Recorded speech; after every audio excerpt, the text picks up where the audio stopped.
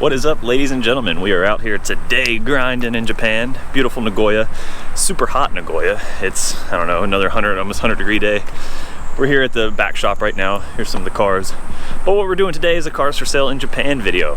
Haven't done one in a couple weeks or so. Garage Defend is in a very industrial area. Lots of dealerships, things like that. There's actually a Jeep dealership right here in the corner, just down the road from Garage Defend. And there's quite a few dealerships too. We're gonna head down to a place called GT Net today.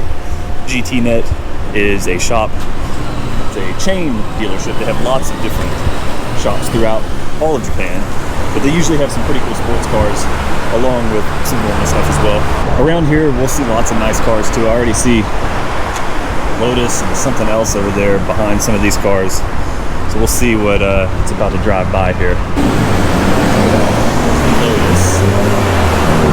RX-7. SFC. Hopefully GT Net will be nice and let us film there. Probably won't have a problem. It's actually right over there. You can see it from here. Filming on the GoPro today. I was reading through some of you guys' comments in the last video, or one of the last videos, and I saw somebody say that I really needed a stabilizer for my camera. And I know I do. I just haven't actually gone through and purchased one yet. So I'm using the GoPro today because it has a built-in stabilizer that's really good. And the GoPro does really good footage during the day. It's just at nighttime the low light kind of sucks. So we'll only use it during the day sometimes. There's a police officer on a motorcycle. And there's also this dealership right here. They have a few interesting things. Nothing too off the wall. Here is a GT Net. They are open today. I thought maybe they'd be closed because it's the last day of Obon. But let's take a look at some of their cars. GTRs up front, I see. Okay, I walked around, tried to find somebody to ask if it was okay to video, but nobody seems to be interested in coming out and saying anything to me. I've heard mixed things about GT Net. We had a customer that actually came to our shop in search of a GTR, and they went to a GT Net in Tokyo and had a real bad experience because GT Net didn't even want to show them an R33 GTR they had because they don't deal with foreigners at all. Some places in Japan are like that. Some places are a little bit racist. I mean, I can kind of understand, you know, everybody doesn't want all their sports cars being exported. I get it. But yeah, they weren't very nice to him at all and wouldn't even show him the car. But he ended up coming back to us. We purchased the car for him, and he got to keep the car. He got to buy it, so that was pretty funny. Anyways, so let's take a look at these cars. They have some GTRs out front. They have RX-8s. They have GT86s. There's a couple Supras I saw out back. We'll check it all out. Let's take a look. First, we have this RX-8. Is there something different about RX-8s? Like, I feel like they're bigger. Like, did they make a bigger model? Because I feel like all the ones I saw in the States. Yay, microphone problems. Since I was filming on the GoPro yesterday when I made this video, the mic on the GoPro, I haven't used it in a while, a little messed up. Basically, right here, I'm asking if these RX-8s are bigger in Japan, because I don't remember having such a big rear door on the ones in the States. I'm not sure. Let me know what you guys think in the comments. Now, this GTR right here, this is a really nice R33 GTR. I actually saw this one go up to auction, and I was super interested in purchasing this one, but my car hadn't sold yet. My R32, I still had it. I had it listed up for sale, but it hadn't sold yet, so I didn't even end up bidding on this one at all. But it's really funny that we actually did bid on it as a shop, but we did lose the bid. It's so funny, the garage fence is literally right over there, and it ended up right here, just down the road. But it's in pretty good condition. It is a 95, and I think, if I remember correctly, it was in January of 95. So it will be USA import legal very soon, in only a few months. If you're somebody who's interested in this car, hit us up. It would be super easy for us to buy it, and obviously super easy to provide any sort of inspection on it. I was actually really interested in this one if it had been available for sale whenever my car had sold. I'll go over it. You can see much in there right now. Now the price, I believe, if I remember correctly, they don't have the price listed on this one, but I believe on their website, I'll throw it up on the screen right now, I think it's 3.8 million yen or so, which I believe with the conversion rate today is probably around 37,000 USD, maybe a little bit less. I'll throw it all up on the screen. Then we have gunmetal gray R32. go back for just a second and talk about prices. So this is for sale, like I said, I think 3.8 million yen, somewhere in that general area. That's just what they're going for these days. Sometimes we'll have people message the page and be like, I really like your R33 GTRs, but they're too expensive and you guys are hiking up the prices so much. And that's just not the case. And I understand that 1 year ago you could get these cars for $20,000, but it's just not what they're selling for anymore. It is impossible to find R33 GTRs in any sort of good condition now for under $30,000. And one that's in good condition is usually 35 to 40,000 US dollars. It's crazy. That's just the world we live in now. 32 prices. They're still going up a little. I think they've kind of, settled down a little bit since the R33s are about to be legal. But this gun gray one looks pretty nice. There's a price sitting in here. They're asking 3,308,000 yen, somewhere in the $31,000 range.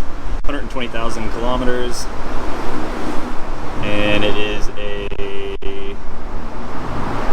what year is it? It's a 1990.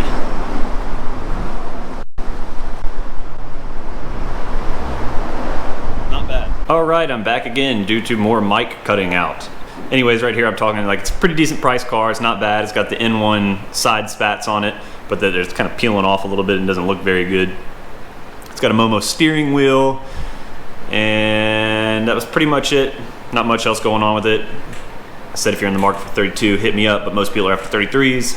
Seems like everybody's after R33s and R34s these days. Let's hop over here for a minute, take a look at some of these 8.6s.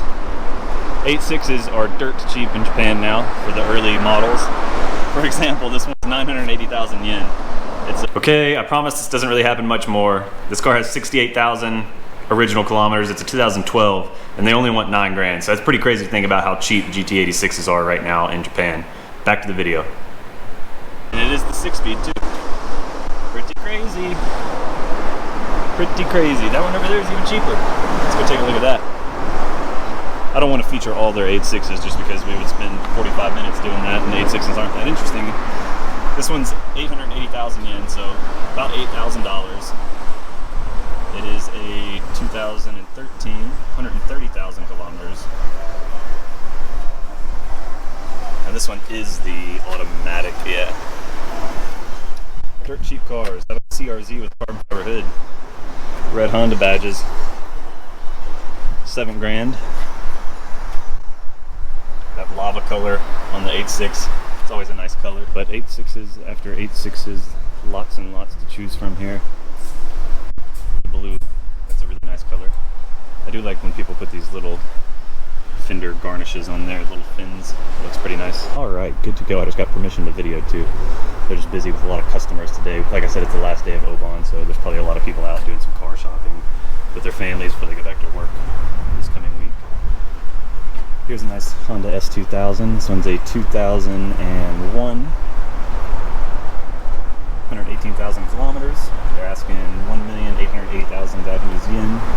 It's about the 17,000-ish dollar range, maybe. Looks pretty nice though. It's got that bigger spoiler.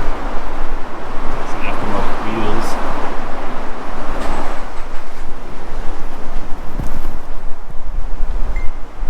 And then right behind it, on the size difference there. Not a fan of the Miatas at all. This 8.6 looks pretty awesome. It's got a little bit of a aero kit on it or something. About 17,000 USD. Here's a 4-door R34 GT, I believe. Yep, 25 GT Turbo. Now this one is a 1999. They want about $22,000 for it. It's only got 69,000 original kilometers, so that's pretty good. It looks to be in pretty mint condition, honestly. You don't see too many of the 4 doors with the turbo, and this one, yeah, this is the 5-speed. So that's pretty cool. And this one does look really nice. GTT. I think these will be pretty sought after when it gets a little bit closer to USA legal. People definitely like the 4 doors. And this one's a minty example of that. Now behind it, we do have a Mitsubishi Evo 10, about 32,000 US. I guess there's really not much of a point in talking too much on the details of this one, since it's so new. We have some STI stuff back here. We have a Civic, we'll get to that Type R in a minute. EK9 Type Rs are very sought after already. Oh, they got an Evo wagon up there. We won't be able to get into that one too much. I think it's probably a customer car, but I love the Evo wagons. But how about a Toyota Supra Mark IV? This one looks like it is a 6-speed, at least by the gear shifter. Interesting. I guess this is an RZ. Doesn't have any information on it. Some nice wheels. Getting blown up on my text messages by Dayton from Godzilla in a Tux. He's doing a cars for sale in Japan video right now in Okinawa, and I sent him to a spot. He was asking for some good locations. Go check out his videos. Him and Jason, Captain 26, will be coming up here in about 2 weeks actually, and we're going to be collabing on some videos. They're going to be here for the weekend. We're going to do some cool car stuff, some cool auction videos. We're going to go probably climb Mount Fuji too, so it should be some fun content. So make sure you subscribe to Captain 26 and Godzilla in a Tux. Back to the cars. This one looks maybe like it just arrived or something. It looks kind of dirty. It looks maybe a little bit rough, like they're going to clean it up some more. But 6-speed Supra, I'm guessing it's the RZ. It could be a SDR. Interesting, very interesting. Now RX-7s have really been making me want one lately, and they're within the price range sometimes of where I could probably get one and bring it back. This one doesn't have any info on it, so I'm not sure on the price. They do have another RX-7 over there. I think that one's got some info on it. We'll check it out. Really loud. Hope this external microphone's picking all that free off. Here's another Supra. This one is an RZ. Definitely an RZ. TJZ GTE.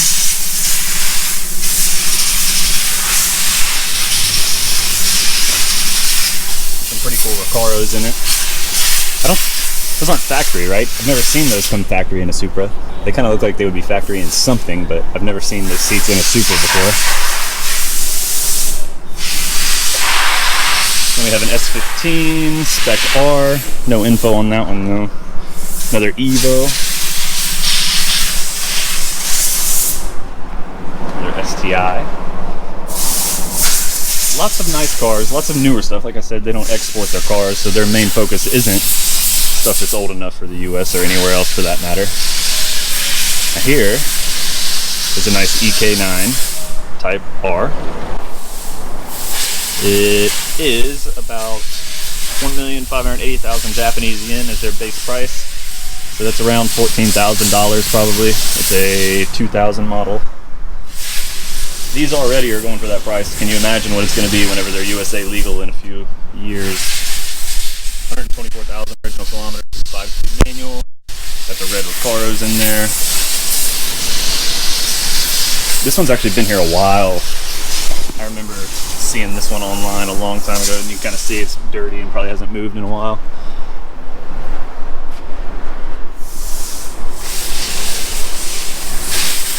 Lots of yummy stuff to look at here.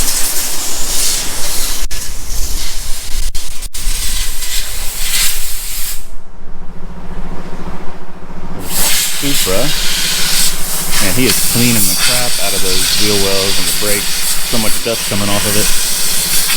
There was one that looked just like that at auction a couple weeks ago. I wonder if that is an auction car. Maybe they're cleaning it up and offering it for sale. I don't know. Oh, automatic for this Supra. You don't see this color too often, at least I don't.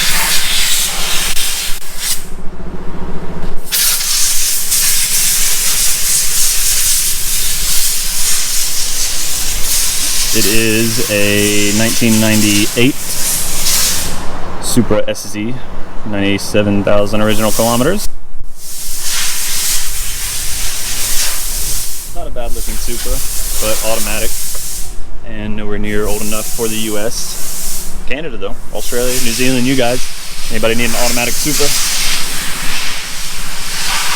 WRX, STI. 68,000 original kilometers. It's a 543 2003 model. Ooh, another RX-7 back here. And another STI.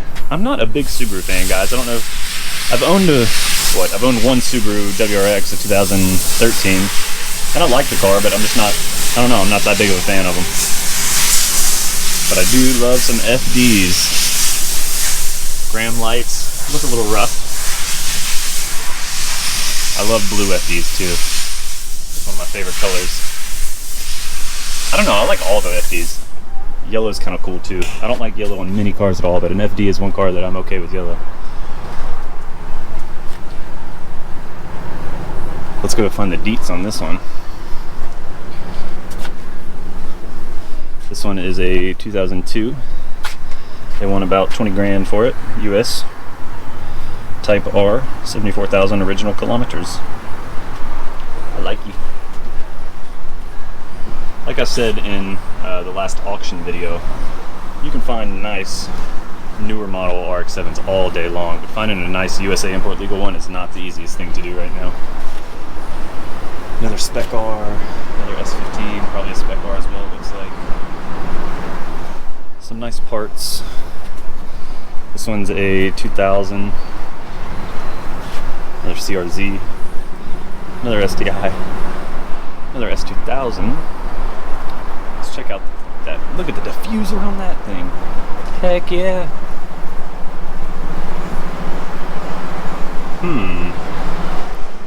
What is the details? Yeah, we're gonna look at the details. That one's got a shade. Where's that Red Lotus again? Same one. What was that RX-7? Need to go back and check. This one, that one's a Type R.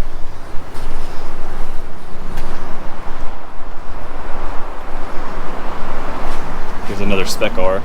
An idea for prices on you guys.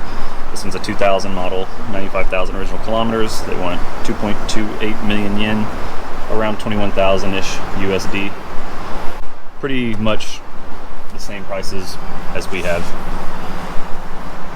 So whenever you guys think about Garage Fin, I know a lot of people say, and I've seen it in like forums and places everywhere, like Garage Fin, they have awesome cars, but you're going to pay good money for them, which is true. We do have probably the best quality cars available for sale in Japan, but we're not upcharging that much. Like this right here, for example, it's very similar price to the stuff we have in stock right now, and that's just what cars are selling for in Japan. And I understand that in some markets like the USA and parts of Australia, I guess, that these cars are selling cheaper, and that's the weird world we're in right now, to where in some instances, not all, it's cheaper to buy in America or cheaper to buy in Australia, but there's also disadvantages to that. You don't know what you're really getting into in America. It's been imported, it's been owned, it's been, who knows how it's been maintained. For the most part, cars in Japan have been very well maintained. The way they treat their cars and maintenance is just very particular in Japan. There's an inspection every 2 years that's super strict. So for the most part, cars from Japan are very well taken care of. There's a look at that MR wagon. I love those things. This S2000 is a 1999. See, now that seems a little bit expensive to me, because I know you can get 99 S2000s in the States for like 10, 12 grand, and this one's almost 20 grand, 71,000 kilometers. I mean, that's pretty low. You know, that's probably 40,000 miles or so. Just seems a little pricey, especially to have like holes in the top. All right, let's check out this last RX-7 FD Type RS, 1999. 98,000 original kilometers, asking about 20 grand. Looks pretty nice. They're such small cars. Like I said, the one we had for sale a couple months ago, I couldn't fit in. But I've been wanting to retry sitting in some just to see if maybe I was just being dumb or something. But I do really love FDs.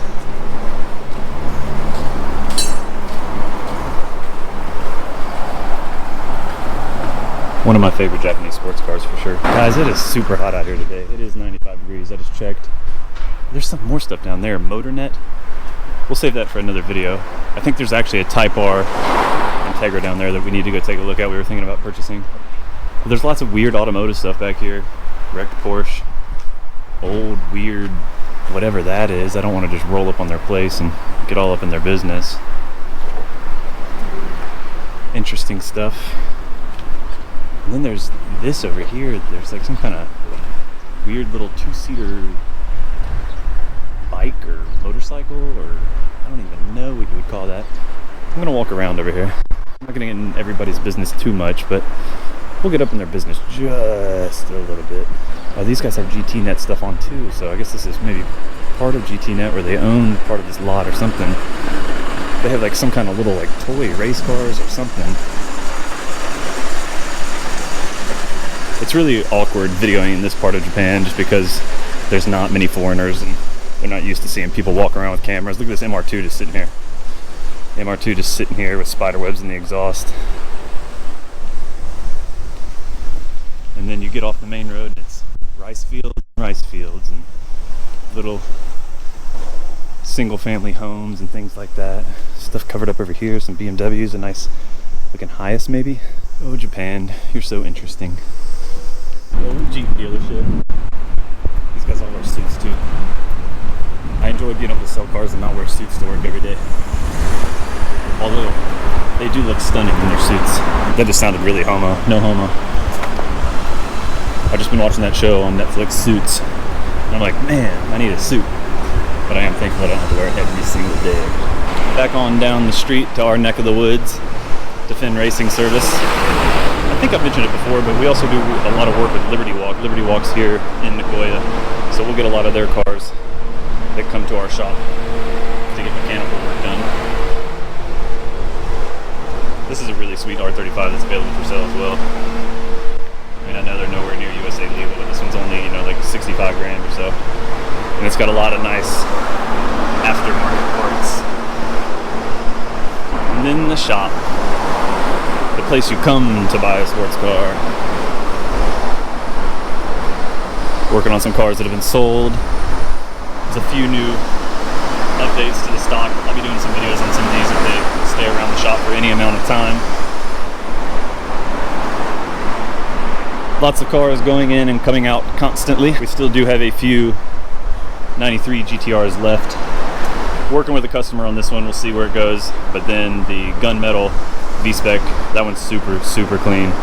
That one is still fully available. Both are still fully available. Nobody's made a deposit yet on either of them.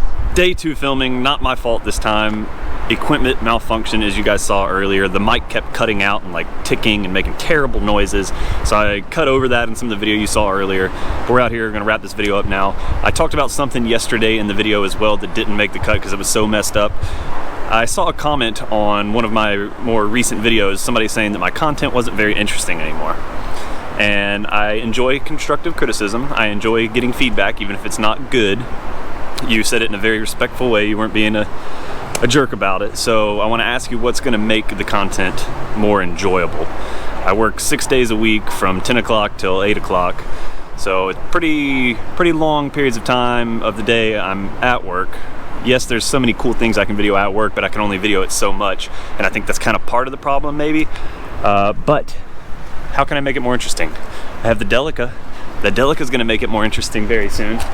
This beautiful baby right here. I'm going to make some awesome content with it. There's not so much I can really make in Japan since I'm not going to register it in Japan. So I have a few things that I'm going to purchase for it and probably do a couple things on it before it does leave Japan.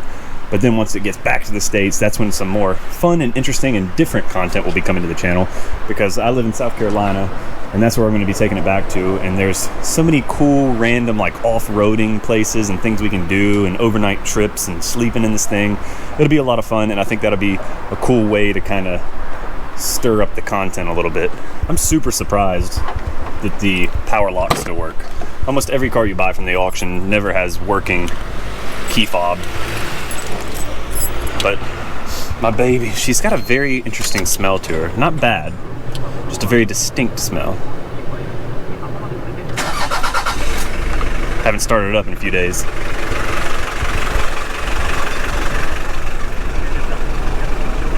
Gonna go ahead and quickly wrap up this video here in the Delica. A couple things for you guys real quick. I did finally get those sunglasses in I was talking about in another video. They're made by Detour sunglasses. This one's called the Sharks and Stripes. I don't know if you can see it, but it's got like a little, sort of like an American flag, but the stars are sharks and the stripes are waves. They're pretty cool. They're pretty good glasses too, and they're not expensive. And I got a cool discount code for you guys if you want to support the channel and get some cool sunglasses along the way. I'll leave the link to their website in the description, and all you got to do is type in your car, bro, and you get like 20% off your first order. That's it. No more plugging that right now. It felt dirty, but they're nice sunglasses for real. Anyways, heading back to the USA in October. The shop is going to be starting out in South Carolina. I know I'd mentioned Florida before, but we're going to be heading back to South Carolina, the upstate, somewhere in the Greenville, Easley, Powdersville, Anderson area. And we're going to be starting the shop there first. It might stay there forever. It might change. I don't know. I'm excited. I'm excited to be kind of heading back towards where I'm from and open up the shop there and be able to enjoy it with friends and family and have some help there too, obviously, with friends and family. So I hope you guys are excited to see the shop head to South Carolina. Any of you guys in the area, please feel free to stop by once we get set up.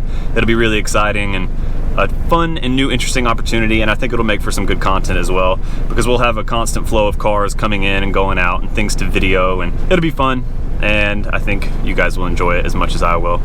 But for now, I hope you guys have enjoyed this Cars for Sale in Japan video. I think this was like number 20. This might be the 20th episode. If this is episode 20, hooray for us. We've got the 20 episodes of Cars for Sale and you guys don't completely hate it yet. Good stuff. Anyways, if you were interested in any of those cars, hit me up. They don't export, like I said. They really kind of don't even like foreigners. So if you're interested in any of those cars, hit me up and we'll be able to purchase those for you and get them to wherever you are in the world. Hope you guys enjoyed the video. As always, thanks for watching.